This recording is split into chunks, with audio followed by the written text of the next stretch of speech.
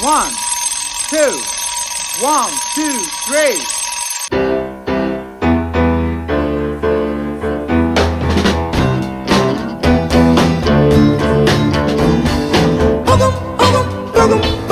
Boogum now, baby, you're casting your spell on me. I say boogum now, baby, you're casting your spell on me. You got me doing fine.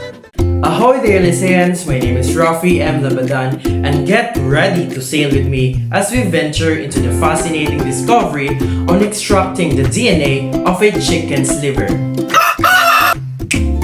Manche! But before we officially start, what is actually DNA? DNA, or deoxyribonucleic acid, is basically the code of life. It is essential for the structure, function, and regulation of our bodies. On the other hand, DNA also determines our traits such as our eye color, hair texture, and even our susceptibility to certain diseases. It is passed down from parents to offspring, which is why children often resemble their parents or other family member. Now, before we officially begin, let us take note that DNA contains genes which gives instructions in making proteins, the building block of new cells. DNA also plays a crucial role in evolution, as the changes of DNA over time can lead to new traits and characteristics of new species.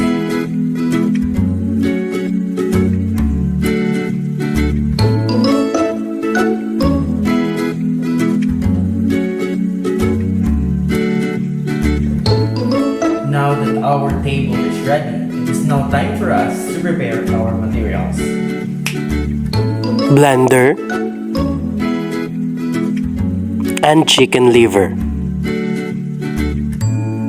We'll also need a meat tenderizer and 1 tablespoon of salt, chopstick for stirring, liquid soap, distilled water, and chilled alcohol.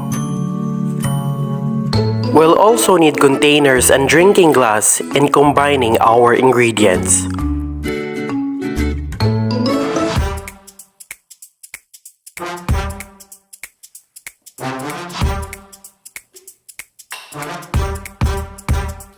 Blend the chicken liver until it smoothens into tiny pieces.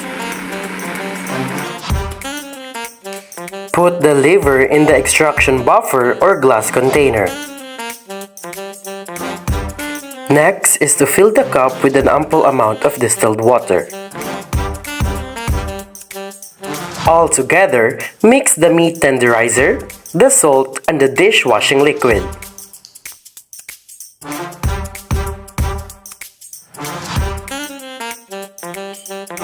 Generously mix everything using a chopstick or stirring rod.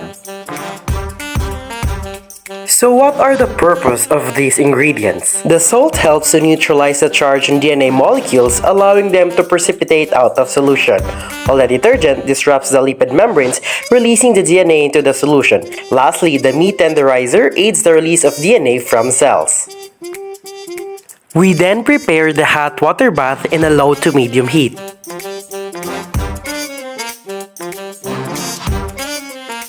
Next is we mix the liquid solution with the blended chicken liver.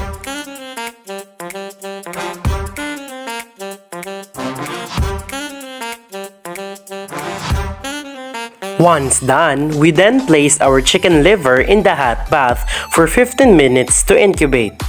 Through this process, this will help to increase the rate of reactions to unzip the double helix. Upon waiting for the incubation process, we then prepare the gauze pad as our strainer. After incubating our chicken liver, we then filter this, as this will remove the solid materials so that it will result into a clearish liquid, and then rest it for a while.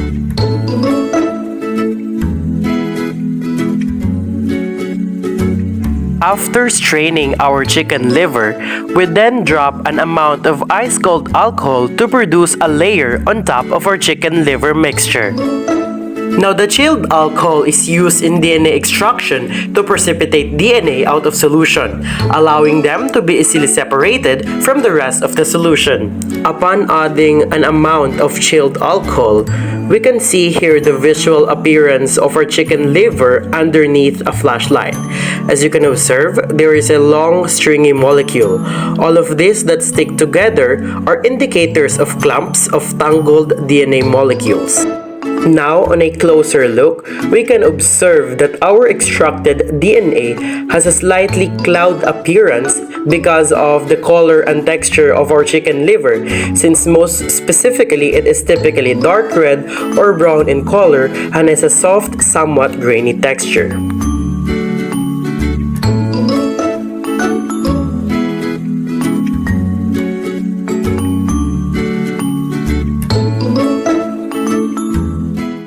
Understanding genetics, such as DNA extraction from a chicken liver, allows us students, such as researchers, to understand the genetic formation of organisms. Throughout the entire experiment, we witnessed the power of science in action. We learned about the structure of DNA and the role that it fuels to serve. And most importantly, is the beauty of learning that brings DNA back to life before our eyes. My name is Rafi M. Labadan, and thank you for sailing with me. Ahoy!